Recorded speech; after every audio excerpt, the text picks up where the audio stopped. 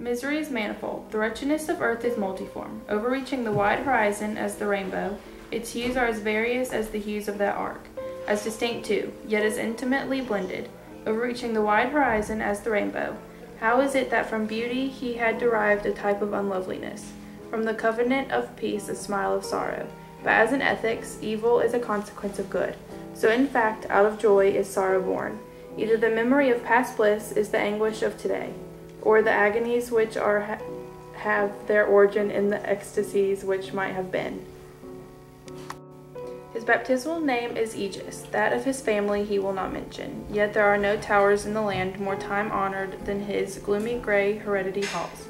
In the character of the family mansion, in the frescoes of the chief saloon, in the tapestries of the dormitories, in the chiseling of some buttresses in the armory, but more especially in the gallery of antique paintings, in the fashion of the library chamber, and lastly in the very peculiar nature of the library's contents, there is more than sufficient evidence to warrant the belief.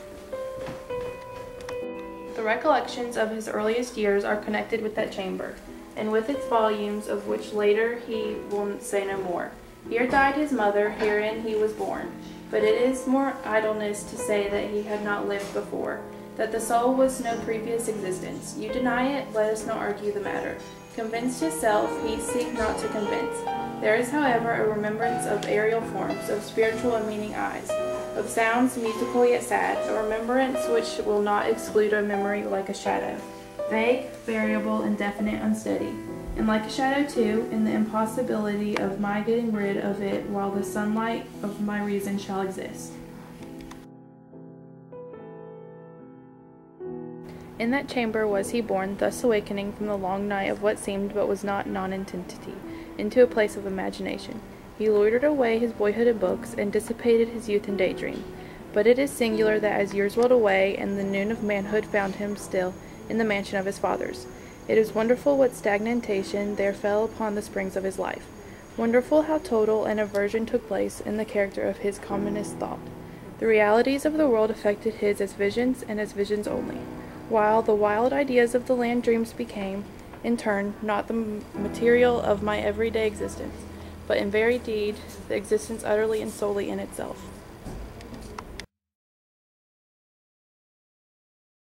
Berenice and he were cousins, and they grew up together in his paternal halls, yet differently they grew. He ill of health and buried in gloom, she agile, graceful, and overflowing with energy. Hers the ramble on the hillside, his the studies of cloister. He living within his own heart and addicted body and soul to the most intense and painful meditation. She roaming carelessly through life with no thought of the shadows in her path, or the silent flight of the raven-winged hours. Berenice, he called upon her name, Berenice, and from the gray ruins of memory a thousand tumultuous recollections, and startled at the sound, all vividly is her image before him now, as in the early days of her lightheartedness and joy, oh gorgeous yet fantastic beauty. Then all is mystery and terror, and a tale which should not be told. Disease, a fatal disease, fell like the simum upon her frame, and even while he gazed upon her, the spirit of change swept over her, pervading her mind, her habits, and her character, and in a manner the most subtle and terrible, disturbing even the identity of her person. Alas, the destroyer came and went, and the victim where she was, I knew her not, or knew her no longer as Berenice.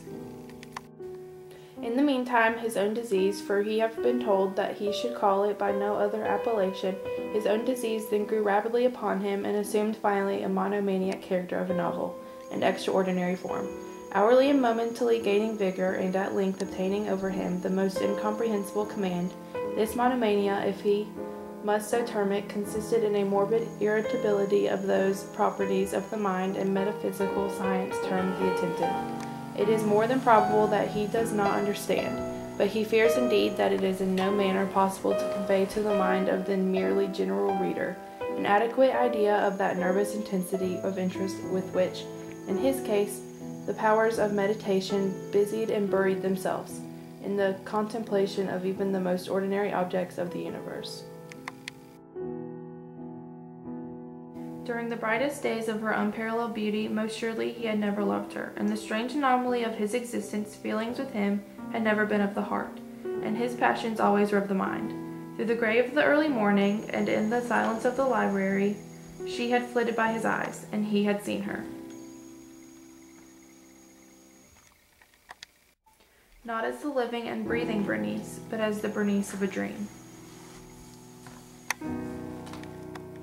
When upon an afternoon in the winter of the year, one of those unseasonably warm, calm, and misty days, which are the nurse of the beautiful Halcyon, he sat in the inner apartment of the library, but uplifting his eyes, he saw that Berenice stood before him.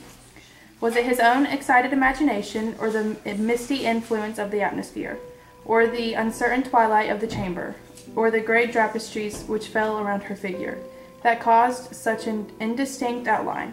He could not tell. She spoke no word. He, not for worlds, could he have uttered a syllable. An icy chill ran through his frame. A sense of insufferable anxiety oppressed him. A consuming curiosity pervaded his soul. And sinking back upon the chair, he remained for some time breathless and motionless, with his eyes riveted upon her. Alas!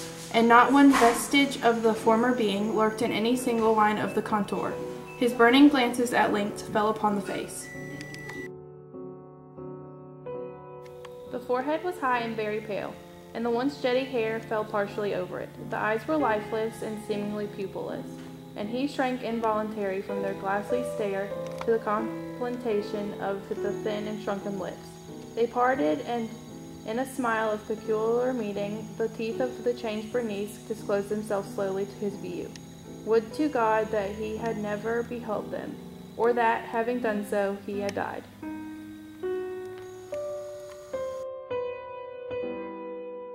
And the evening closed in upon him, thus, and then the darkness came and went, and the day again dawned, and the mist of a second night were now gathering around, and still he sat motionless in that solitary room. At length there broke in upon his dreams a cry as of horror and dismay, and thereunto, after a pause, succeeded the sound of troubled voices, intermingled with many low moanings of sorrow or of pain.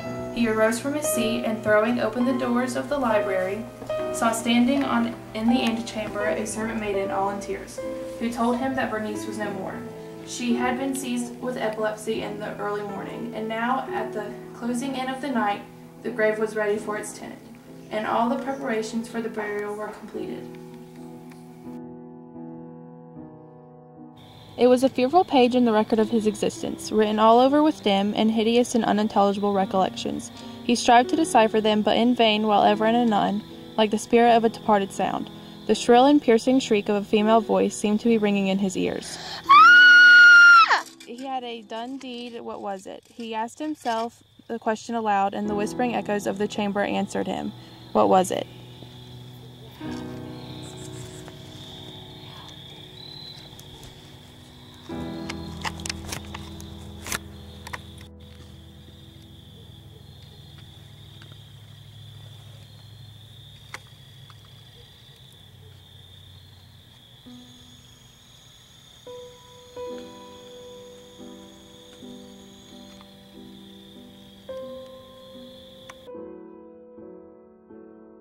On the table beside him burned a lamp, and near it lay a little box. It was of no remarkable character, and he had seen it frequently before.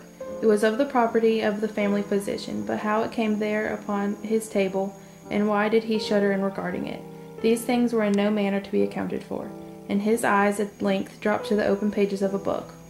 Why then, as he pursued them, did the hairs of his head erect themselves on end, and the blood of his body became congealed within his veins. There came a light tap at the library door, and pale as the tenant of a tomb, a menial entered upon tiptoe. His looks were wild with terror, and he spoke to him in a voice tremulous, husky, and very low. He told of a wild cry disturbing the silence of the night, of the gathering together of the household, of a search in the direction of the sound.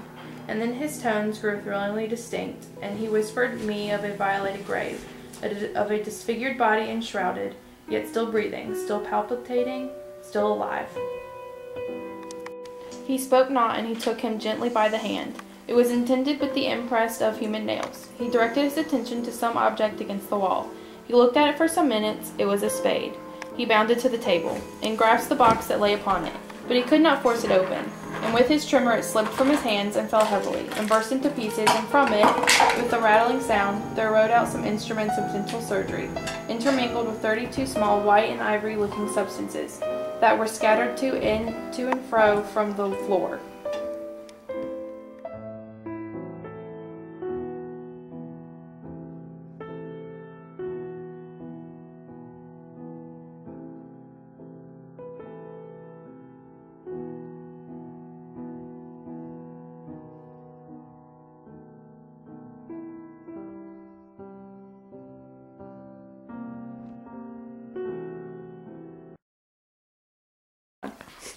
Marinella. Alright, but make sure you got DJ. And the evening close. Hold on, wait. It grew thrillingly distinct, and he whispered You can't always of a stop violated when you're grave. doing stuff. Okay, you need it. Oh no, it was like. There you go.